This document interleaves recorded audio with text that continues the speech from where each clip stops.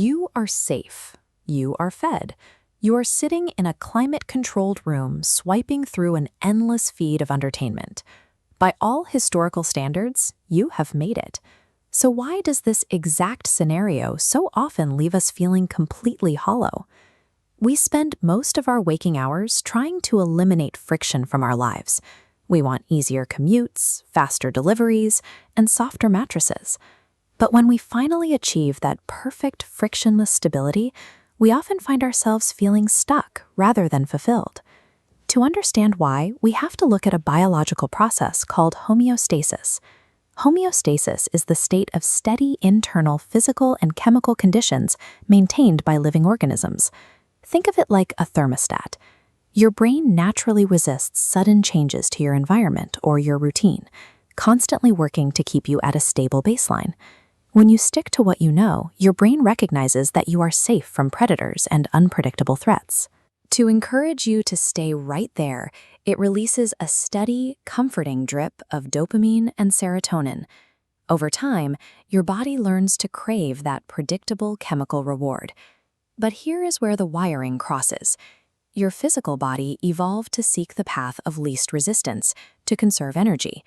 Your mind, however, requires resistance to stay sharp. Without new challenges to solve or new environments to navigate, your cognitive pathways begin to weaken. Your survival mechanisms are working exactly as intended. By prioritizing total safety, the brain maintains a state that starves the mind of the friction required to feel alive. Psychologists map human experience into 3 distinct zones. You can think of this like the Goldilocks principle. We are constantly bouncing between environments that are too cold, too hot, or just right. That small, tight inner circle is your comfort zone. In this space, your routine is entirely fixed. You know exactly what your commute will look like. You know exactly what your boss will say, and your risk of failure is 0. This chart shows the effects of hedonic adaptation. Hedonic adaptation is a psychological process where the emotional effects of a stimulus weaken over time. When you start a comfortable job, you get a sharp spike of happiness. As input remains constant, the response flattens to 0. Your brain stops registering the familiar as a reward, making things routine. Contentment sags into apathy. You aren't sad, just deeply bored. Refusing to leave your familiar routine doesn't lock in your current level of happiness. Because of how our neurochemistry works, staying perfectly still guarantees a slow, invisible decline into dissatisfaction. Refusing to leave your familiar routine leads to stagnation.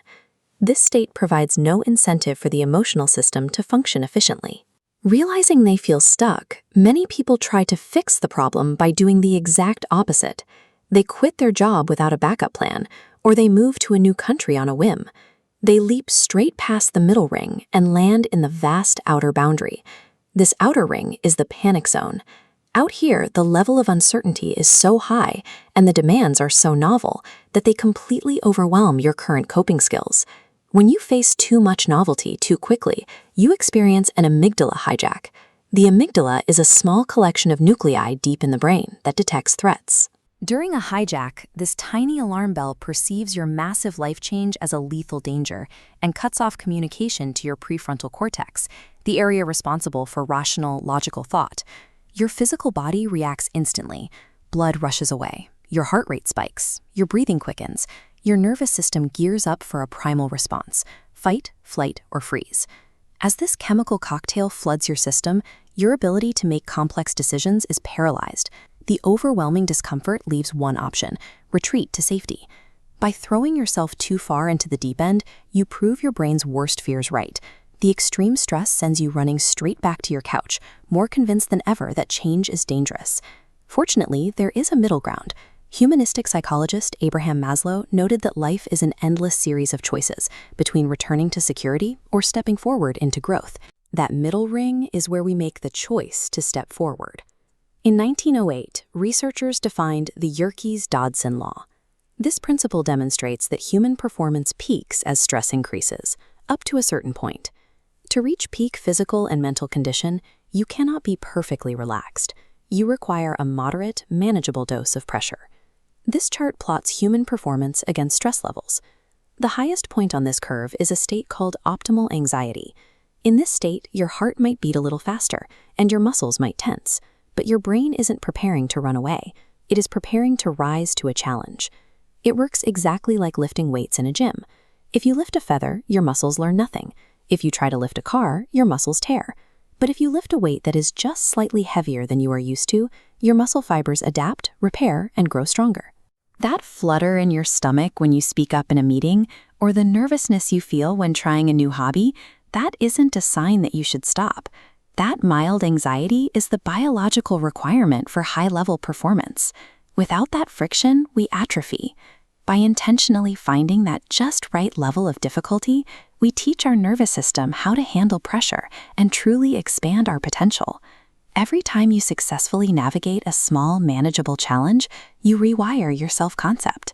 You gather hard evidence that you can handle uncertainty, which steadily diminishes your fear of failing. As you get used to this moderate stress, your original zone of comfort literally expands. The tasks that used to make you nervous yesterday become the easy, familiar routines of today. You don't need to upend your entire life to feel fulfilled. Instead of jumping blindly into a panic, just introduce a minor variation to your routine. Take a different route to work. Volunteer for a presentation. Dip one toe into the discomfort. Exposing yourself to small increments of friction day after day is how you build a meaningful life. Pushing against that resistance is the only reliable engine for long-term personal evolution. It is perfectly fine to seek shelter when you are exhausted. Your comfort zone is a wonderful place to rest, but it was never meant to be your permanent address.